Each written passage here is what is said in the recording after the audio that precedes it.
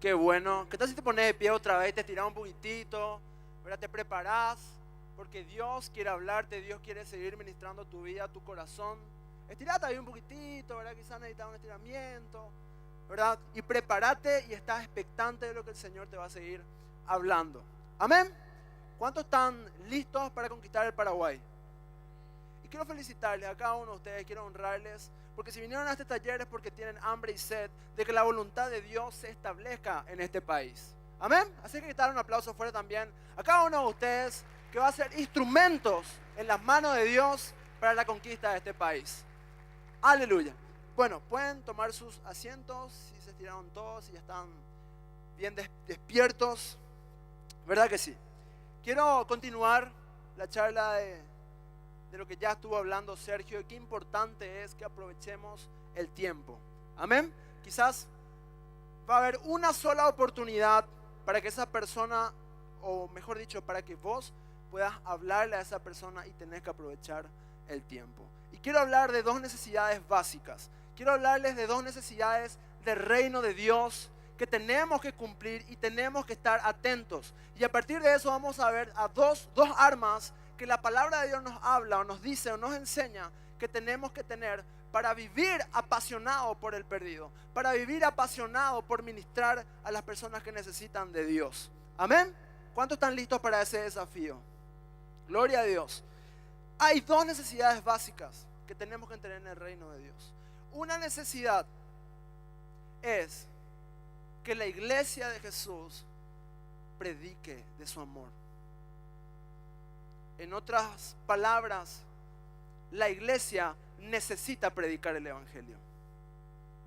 La iglesia tiene el mensaje salvador, tiene el mensaje restaurador, tiene el mensaje que cambia vidas, naciones enteras con el evangelio. Amén. Tenemos una responsabilidad demasiado grande y no podemos callar, no podemos estar ausentes ante esa necesidad.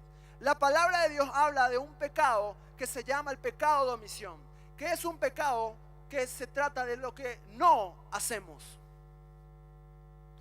Es tanto, o mejor dicho, tiene tanto valor la muerte y la resurrección de Jesucristo, que si vos y yo nos callamos, estamos siendo culpables. Estamos simplemente callándonos la verdad que cambia el mundo. El mensaje del evangelio es lo que transforma las naciones, es lo que transforma las familias, es lo que transformó tu vida. Si hoy vos estás acá, es porque alguien te habló de Jesús. Amén. ¿Y por qué nosotros callarnos ante esa necesidad? La iglesia necesita predicar el evangelio. El apóstol Pablo decía en la palabra de Dios, para los que están anotando, Andrea, ¿me vas a avisar? Vamos a la palabra, 1 Corintios capítulo 9 versículo 16. Para los que están anotando dice: porque si anuncio el evangelio, no tengo de qué jactarme, porque me es impuesta necesidad. Amén. Vos y yo necesitamos hablar de Jesús como iglesia. ¿Saben qué? En el reino esto es como un boxeo. Ustedes saben que en el boxeo da más gusto, mejor dicho, dar que recibir, ¿verdad? Es lo mismo. En un boxeo, si uno deja de pegar y solamente recibe, va a perder.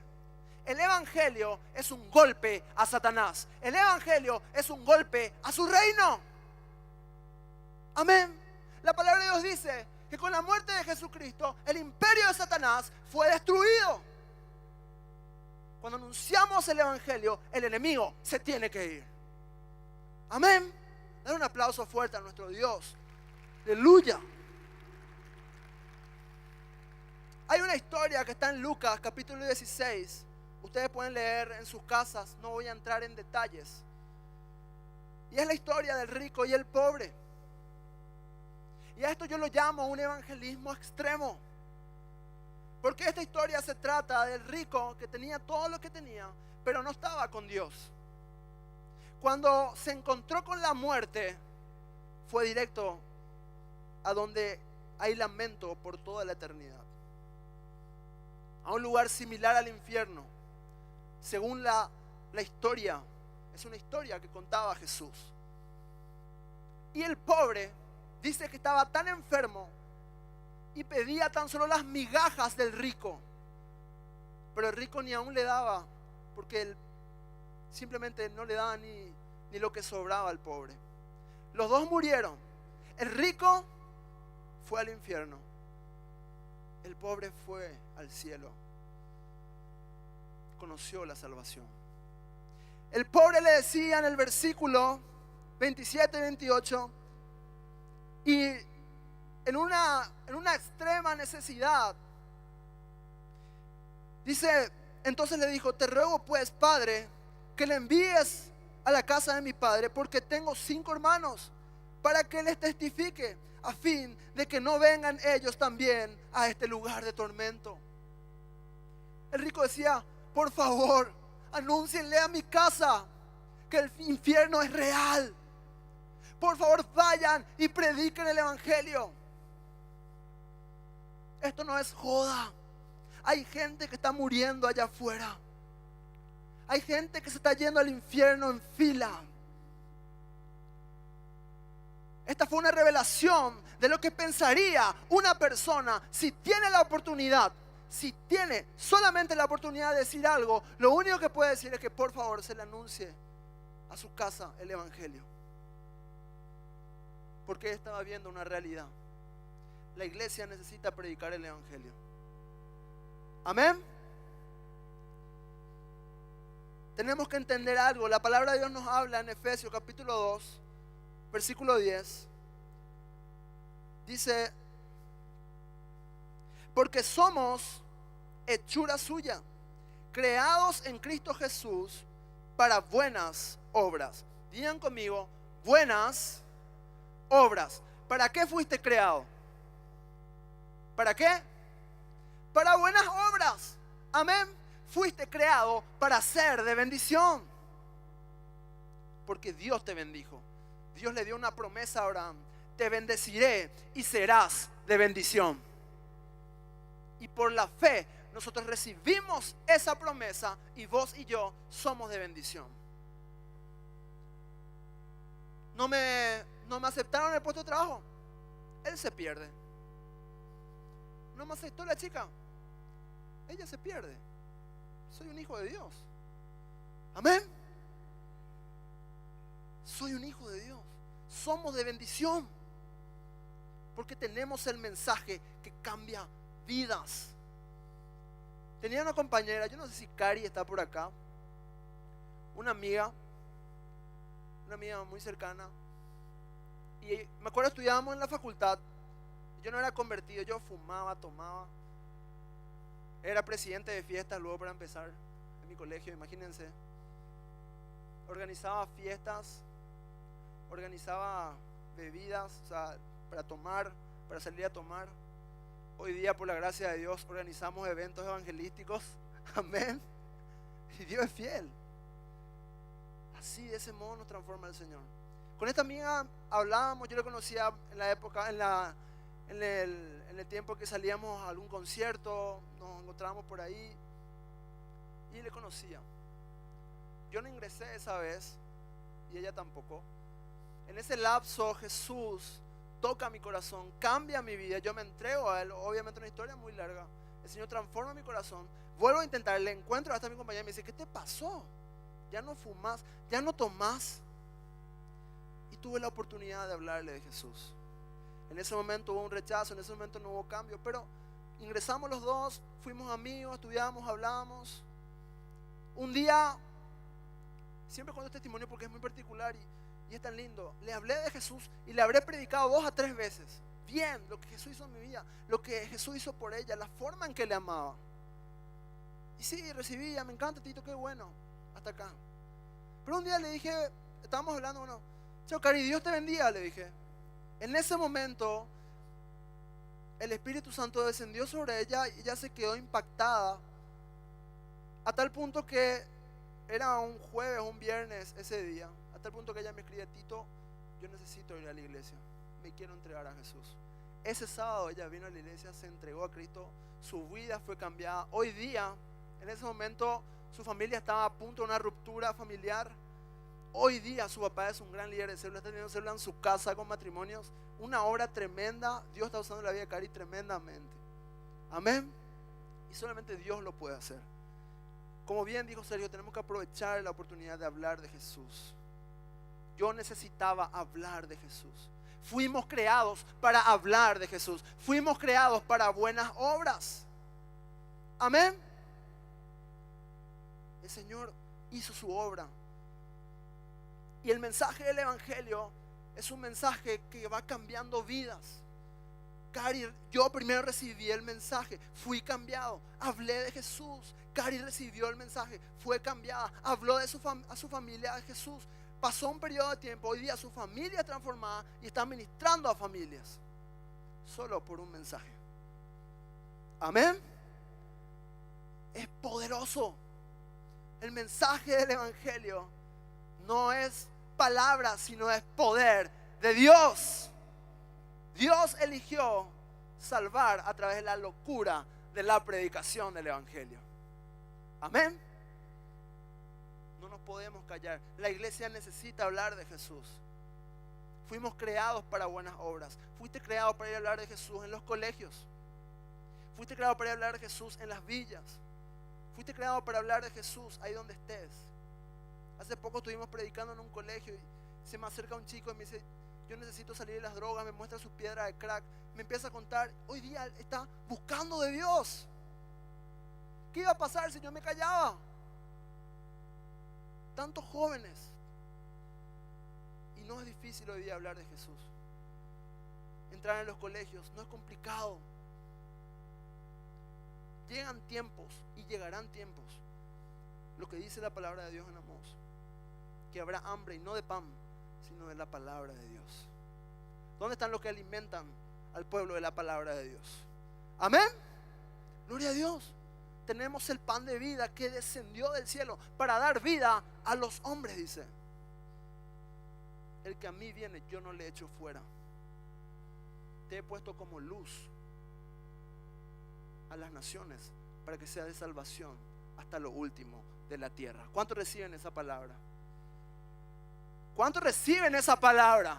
Amén, aleluya. Dar un aplauso fuerte a nuestro Dios. Él nos quiere usar a las naciones, a la conquista de nuestro país. Otra necesidad en la cual vos y yo tenemos que responder es que el mundo necesita escuchar de Jesús. ¿Cuál era la primera necesidad? La iglesia necesita predicar el Evangelio y el mundo necesita escuchar el Evangelio. Amén. La palabra de Dios nos habla en Romanos capítulo 8 versículo 19. Porque el anhelo ardiente de la creación es aguardar la manifestación de los hijos de Dios. ¿Dónde están los hijos de Dios que se van a manifestar en este tiempo? Amén. La palabra de Dios dice en 1 Juan capítulo 5 versículo 19 que el mundo entero está bajo el maligno. Salimos allá afuera y gobierna el maligno. Pero donde yo estoy gobierna el Rey de Reyes y Señor de Señores. Que sea para el Rey. Amén. Venga a tu reino y hágase tu voluntad. La palabra de Dios nos dice que somos embajadores de Cristo. La palabra de Dios nos habla. Quiero tocar, dice, yo estoy haciendo un estudio de la identidad de un hijo de Dios, de lo que Dios dice de nosotros, y no termina. Estoy encontrando como 50 declaraciones de Dios para nuestras vidas. Todo empieza como somos imagen y semejanza de Dios. Somos hijos de Dios. Somos embajadores de Cristo. Somos luz. Somos sal. Somos salvación. Somos sacerdotes. Somos reyes. Todo declaraciones de parte de Dios para buenas obras. Amén. La palabra de Dios nos habla en 2 Corintios capítulo 5, versículo 18. Y esto proviene de Dios, quien nos reconcilió consigo mismo por Cristo, y nos dio el ministerio de la reconciliación. ¿Qué te dio Dios? Te dio el ministerio. ¿Qué significa ministerio? Significa servicio, significa servir. Para la reconciliación, el mundo necesita escuchar el mensaje de Jesús, porque el mundo necesita reconciliarse con Dios.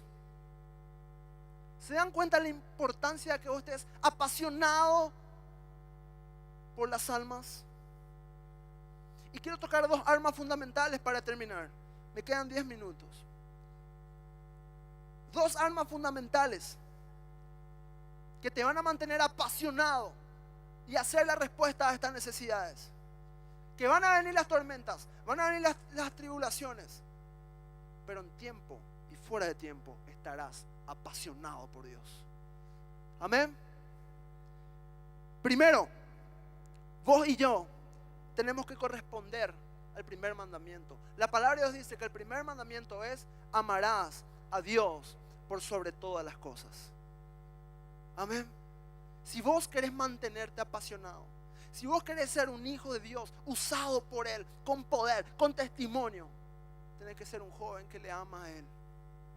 No podemos amar la obra de Dios si no amamos al Dios de la obra. Tenemos que estar apasionados por Dios. El primer mandamiento es: ama a Dios. Y el segundo, ama a tu prójimo. No podemos amar al prójimo si no amamos a Dios con ese amor que Dios tiene. La palabra de Dios dice que Dios es amor. Amén. Eso nos habla en la palabra de Dios, Mateo 22, 37 a 39. Y una de las cosas que vas a darte cuenta cuando tenés amor hacia las almas, que tenés amor al perdido, es porque vas a empezar a darte cuenta que tenés compasión por esa persona que está allá afuera. La compasión te lleva a hacer las cosas.